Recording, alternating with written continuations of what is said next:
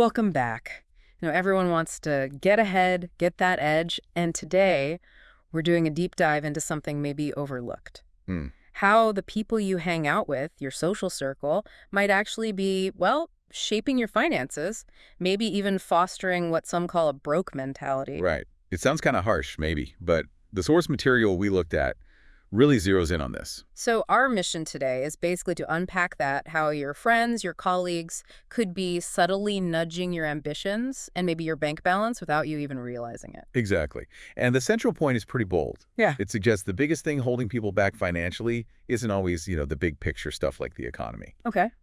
What then? It's potentially the influence, the collective thinking of their closest circle. This idea of a broke mentality isn't just about being short on cash. Right, I was going to ask about that. It's not literal. No, not purely. It's Yeah. described more as a mindset, a set of attitudes and beliefs that can spread within a group. It's almost contagious. Contagious. Okay, how so? Like, how does that actually play out? Well, the text gives some solid examples. Yeah. Think about just wasting time. If everyone in your group does it, it just becomes the norm, Right. right? No one questions it. Yeah, okay, I can see that. Or say you have a big idea, a big ambition, you mention it and maybe you get teased. Or just indifference. Mm. That subtly tells you to maybe keep those ideas to yourself next time.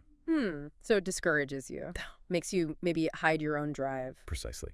And it digs into why we want to belong, right? Mm. So if success makes you stand out too much, makes you feel like an outsider, well, that's a strong reason to maybe not push so hard. So you might maybe subconsciously shrink your own goals just to stay comfortable within the group. That's the idea. Yeah. Or avoiding putting in extra effort because it kind of disrupts the status quo. Yeah. Playing small, as the text puts it, so you don't make others feel insecure. Wow, that's quite a dynamic. It really highlights how these social undercurrents can cap individual growth. Yeah. Powerful stuff. And the source says there's no neutral ground here. Your circle either pushes you forward or... Or pulls you back. Yeah. It frames it as a sharp contrast. They either sharpen you or soften you. Okay, that definitely makes you think. The text offered some ways to sort of test this in your own life, didn't it? It did.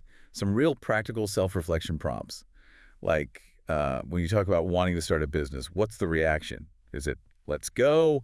Or is it more like eye rolls and skepticism? Or mentioning you want to start investing. Do people ask curious questions or do they just crack jokes about losing your money? Exactly. Or even something like hitting the gym consistently. Do your friends, gas you up?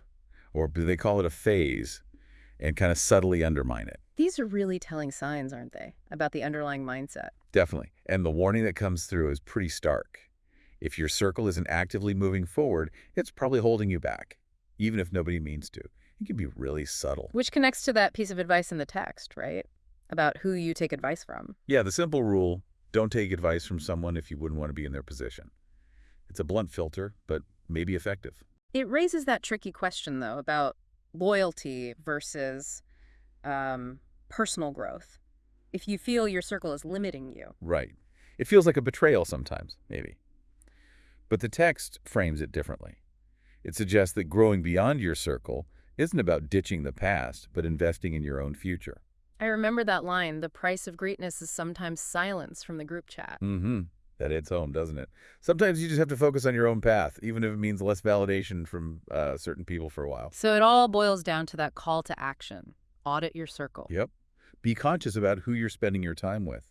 The text uses that strong language, surround yourself with killers, meaning ambitious people, not clowns, who might just keep things stagnant. Because that environment is what really fosters growth, both financially and, well, mentally. Absolutely.